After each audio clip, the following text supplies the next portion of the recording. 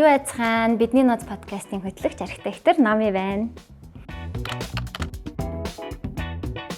Ирүүл гэж бодож байгаа нэг үйлийг сонгоод тэрийг өдөр болгон тууштай хийхийг ирүүл зөв дадал юм байна гэж бодсон. За жишээ нь би бол сүүлийн жил айгүй хичээж агаад өглөө болгон дасгал хийе гэж зориод тэгээд тэрийг амьдралдаа хэрэгжүүлээд зөв дадал болчоор дадал болоод ирэхээр яг ингээд өөрөөсөө угаасаа гардаг болчт юм байлээ. Одоо хичээхгүйгээр гэх юм уу. Тэгэхээр тэр үед яг дадал болсон юм байна гэж бодогддсон байлээ. Би орлогынхоо автомат таталт 10% байдаг шиг биш одоо 100,000 татдаг.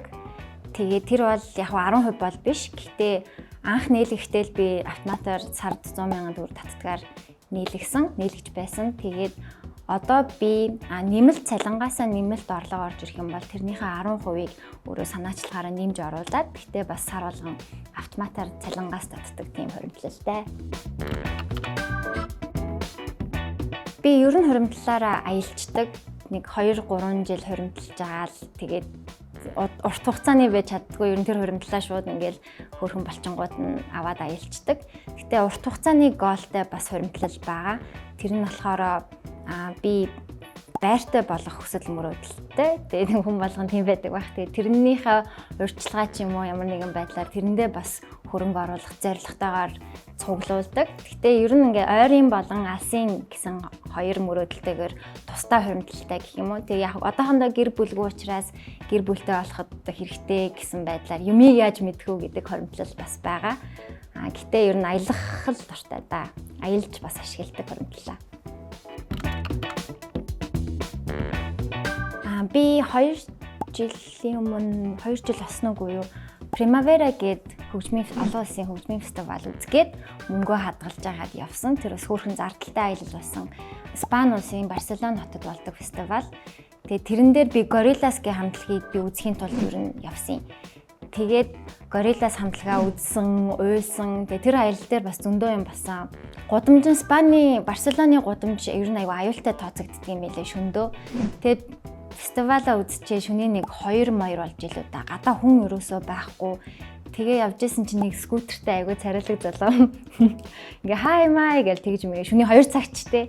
Тэгэл hi my гэж do you speak English гэнгүүт yes miss гэж тэгээд нэг ойртоод байсан байхгүй хивгүү.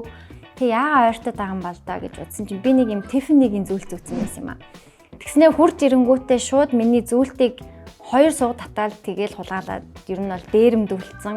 Тэгээ тэндээс бас айгүй сургамж авсан. Тэгээ бас хөөрхөн бой болгоно те. Юу вэ хай гэдэг болохгүй юм бэлээ. Тэгээ Барселонд аялж байгаа хүмүүстэй тийм нарийн гудамжуудаас бас хол яваарэ. Ер нь жоохон дээрэмчтэй юм бэлээ шүү. Миний бас айгүй дуртай хамтлаг дуучин рэпер ярьжсэн Лондонгийн Little Sims гээд тэгээ тэрийг үзгээд тэгсэн чинь бүр амар их хүнтэй болоод харагдахгүй. Тэгээ тэр хотод болдог фестивал болохоор усан онгоцны бомтон дээр болдог. Тэгээ ер нь зай айгу багтай. Тэгээ бүр амар холоос өндрөөс ингээ хашааны завсраар бас хайртай дуучнаа үзчихсэн. Тийм бас гоё төвхтэй. Тэгээд энэ бүхэнд минь бас яг хуримтлал маань амар тусалсан. Би нэг дор тэр аяллаа маань зардал нэг 10 сая боллоо да. Тэгээд тэр мөнгийг нэг дор гаргах чадвар надад угаасаа байхгүй. Тэгээд тэрийг гаргахын тулд би сар болгон цуглуулсныхаа дүнд надаас нэг ч их гараагүй юм шигээр мэдрэмжтэйгээр бас аялж чадсан. Тэгээд ер нь 2 жилдээ нэг аялахыг хичээдэг. Хэдхэн жилийн өмнө бид нэр яг бүр багасаа сонсож өссөн ч юм уу тий хайртай хамтлаг дуучнаа үзэн гэдэг бүр амар алсын санагддаг. Надад бол тэгдэг байсан. Амар бүтэхгүй мөрөөдөл юм шиг санагддаг байсан.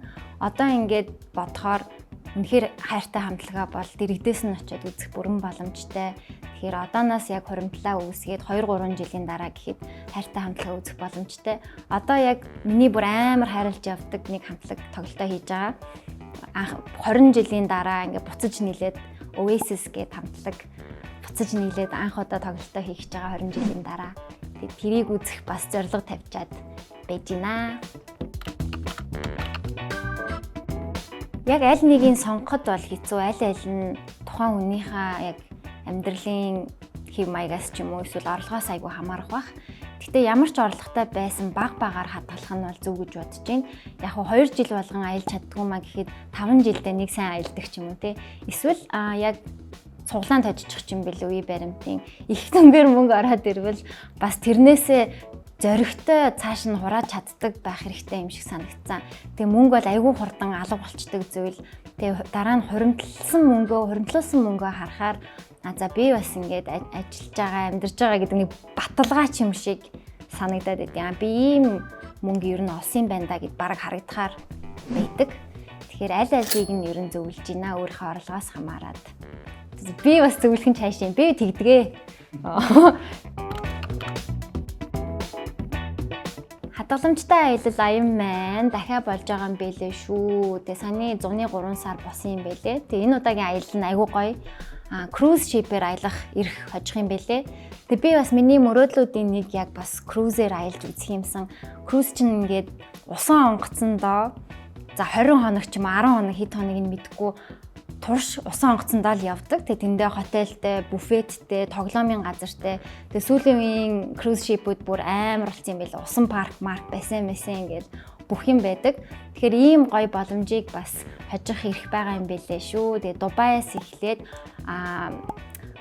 Катар тэгээд Арабын орнуудаар явах юм бэлээ. Тэр нь бас аюул сонирхолтой санагдсан. Нэг тийм олон хүн аялж үзээгүй газруудын нэг байх. Би ч гэсэн очиж үзмээр байна. Тэгэхээр та хэд хадгаламжиндаа орлого нэмээд энэ суглаанд оролцох боломжтой юм бэлээ шүү.